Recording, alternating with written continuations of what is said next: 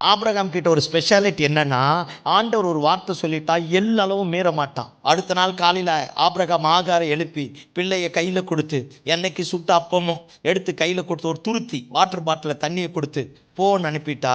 நான் அனாதையா, எனக்கு அப்பா அம்மாலாம் இல்லை, என்னை அப்பவே அனுப்பியிருந்தா பரவாயில்ல, இத்தனை வருஷம் வாழ வச்சு ஒரு பிள்ளையை கொடுத்து என்ன போங்கிற, எங்கே போவேன்? பையனை கூட்டிட்டு போறா, எங்க போறா தெரியல, போய் என்ன பண்ண போறா தெரியல, யாரை நம்பி போறா தெரியல, அவ அனாத.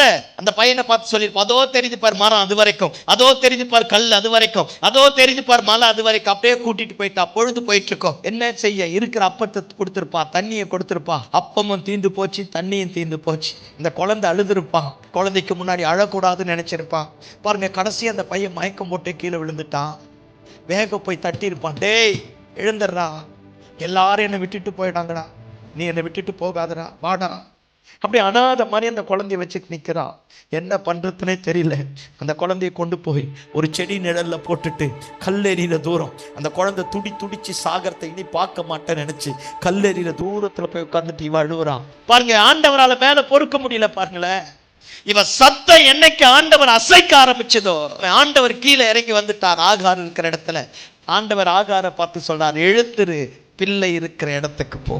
நீ போக போக போக கர்த்தர் உனக்காக ஒரு துறவை ரெடி பண்ணியிருப்பா. ஆபிரகாம நம்பனா துருத்தியை கொடுத்து அனுப்பிடுவான். ஆண்டவரை நம்பனினா துறவை உண்டாக்குவா. ஆமென். துருத்தி சீக்கிரத்துல செலவழிஞ்சிரும், துறவு ஜீவகாலம் முழுவதும் பிழைக்கப்படும்.